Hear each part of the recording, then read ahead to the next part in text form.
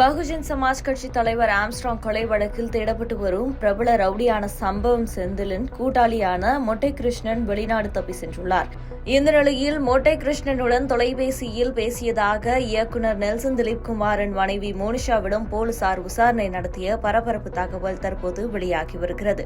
சென்னையில் கடந்த சில நாட்களுக்கு முன்பு வெட்டி கொலை செய்யப்பட்ட பகுஜன் சமாஜ் கட்சியின் மாநில தலைவர் ஆம்ஸ்ட்ராங் கொலை வழக்கில் இதுவரை பலர் கைது செய்யப்பட்டுள்ளனர். குறிப்பாக ஆற்காடு சுரேஷின் தம்பியான பொன்னை பாலு, பெண் தாதா மலர்கொடி, கஞ்சா விற்பனை செய்த அஞ்சலை, ஹரிதரன் போன்றவர்கள் மட்டுமல்லாமல் அதிமுக, திமுக, பாஜக, தமாக, காங்கிரஸ் உள்ளிட்ட பல்வேறு கட்சி நிர்வாகிகளும் இந்த கொலை சம்பவத்தில் தொடர்பு இருப்பதாக தகவல் வெளியானது. அது மட்டுமல்லாமல் சிசிங் ராஜா, சம்போ செந்தில் உட்பட பல பயங்கர ரவுடி கும்பல்கள் ஒன்றாக சேர்ந்து இந்த கொலையை அரங்கேற்றியிருக்கிறது. குறிப்பாக இந்த கொலை வழக்கில் சிசிங் ராஜா, சம்போ செந்தில் ஆகியோர் தலைமறைவாக இருக்கின்றனர். வெங்கடேஷ் பண்ணையாரின் நெருங்கிய ஆதரவாளரான சம்பவம் செந்தில் சென்னையில் வழக்கறிஞராக இருக்கிறார். பிரபல ரவுடியான கல்வெட்டு ரவிக்கு பாதுகாப்பாக அவர் ஸ்கெட்ச் போட்டுக் கொடுத்ததாக கூறப்படுகிறது. கல்வெட்டு ரவிக்கு ஆதரவாக கத்தி கொடுத்த செந்தில் வழக்கறிஞராக இருந்து ரவுடியாக மாறியதாகவும் கூறப்படுகிறது. அவர் ஸ்கெட்ச் போட்டால் மிஸ் ஆகாது என்பதால் தான் சம்பவம் செந்தில் என பெயர் எடுத்திருக்கிறாராம்.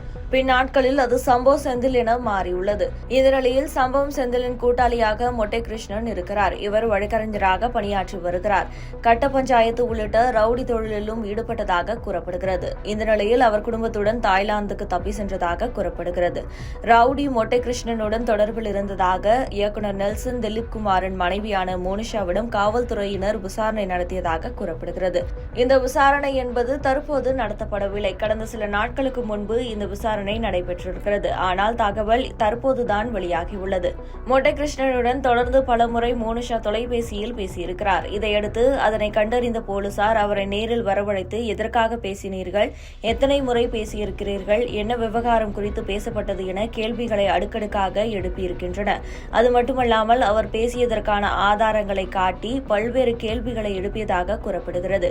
ஆனால் மொட்டை கிருஷ்ணன் வழக்கறிஞர் என்பதால் தங்கள் வழக்குகள் தொடர்பாக மட்டுமே அவரிடம் பேசியதாகவும் மற்றபடி அவருக்கும் தங்களுக்கும் எந்த தொடர்பும் கிடையாது என மோனிஷா விளக்கம் அளித்திருப்பதாக சொல்லப்படுகிறது.